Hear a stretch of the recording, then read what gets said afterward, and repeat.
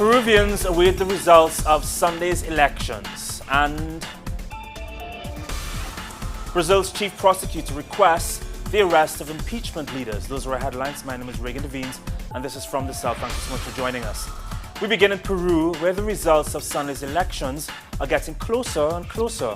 Only 50,000 votes now separate the leading presidential candidate, Pedro Pablo Kuczynski, from Keiko Fujimori, the daughter of the former dictator Alberto Fujimori. And the gap is narrowing.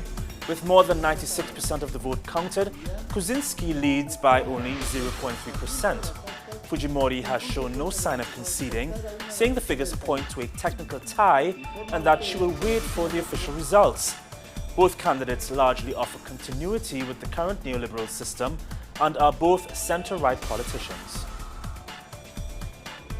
Brazil's chief prosecutor has requested the arrest of the presidents of the Senate and the ruling PMDB party, as well as suspended House Speaker Eduardo Cunha and former President José Sarney.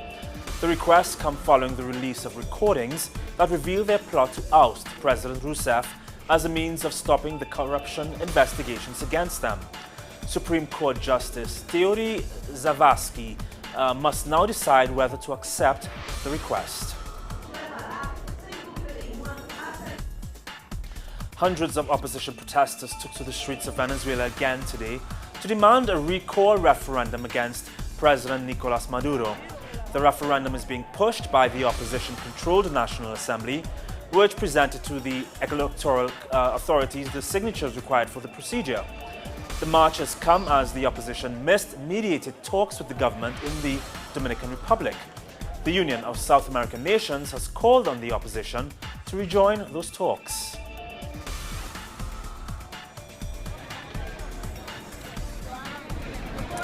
And for more on the recall referendum and the opposition marches, we turn to our correspondent in Caracas, Ian Bruce. Hi Ian. Well, we know representatives of the opposition MUD coalition met with the National Electoral Council this afternoon. Do we know what came out of this meeting? Seemingly some progress, Reagan. We don't have an official announcement from the Electoral Authority itself. But when that meeting was over, the Secretary General of the MUD, the opposition coalition, Jesus Torrealba, came out and said two important things. One, that the Electoral Council would announce on Wednesday, tomorrow, the details of when, how, and how the people who'd signed up to activate the recall referendum would be able to go and validate those signatures. That's the next stage of the process. That's what the opposition was demanding. That will apparently happen tomorrow, be announced tomorrow. The second important thing was, he said, we don't have this officially, that the CNE, the Electoral Authority, had recognised that 1.3 million valid signatures had been delivered. You remember that over a month ago now, the opposition handed over what they said were 1.85 million. We don't know what happened to the missing 500,000. But anyway, it's a lot more than they needed, which was only about 200,000.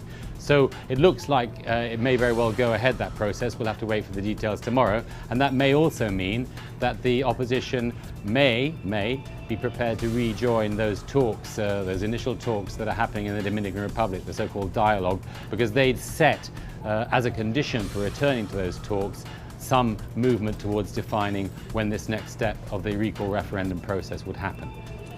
Ian, we're seeing some images of the National Guard, I assume they are, barricading the opposition marchers from approaching the CNE offices.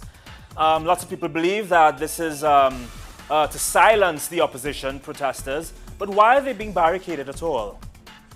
Well, this goes back several weeks, Reagan. I mean, it was clear that they would never be allowed to march to the CNE.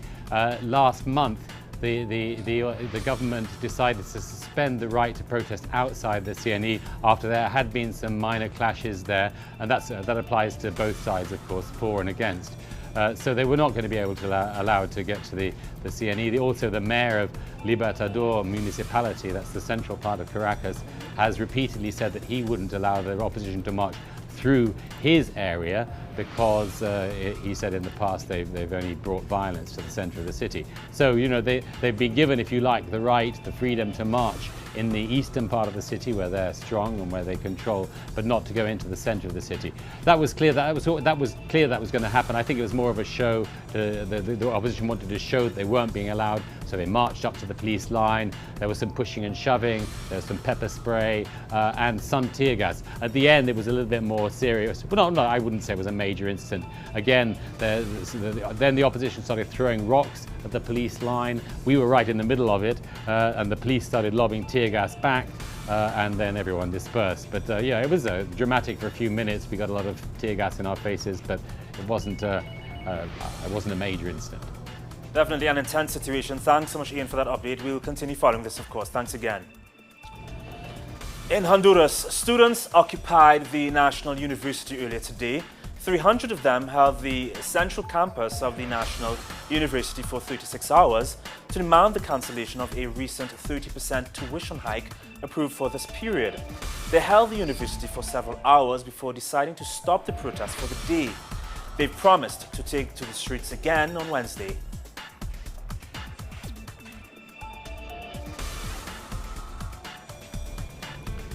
Bolivia's President Evo Morales said on Tuesday that he will countersue Chile in the decades-old dispute over whether Chile has the right to use the Silala River that crosses their shared boundary.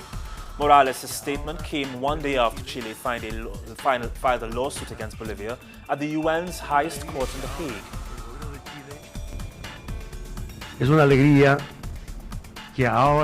It is a joy that the government of Chile now respects the Pact of Bogota. It is a joy that the Chilean government will not object to the jurisdiction of The Hague. Constantly they were saying that they were going to withdraw from the Pact of Bogota and objected to the jurisdiction of the International Court of Justice. It is most important that the Chilean government respects international law. And that's our wrap on news this evening. Thank you so much for joining us. For more on these and other stories, you can visit our website, telesurtv.net/English, and you can join us on Facebook, Instagram, and on Twitter. From all of us here at TeleSur, have a great evening. Bye.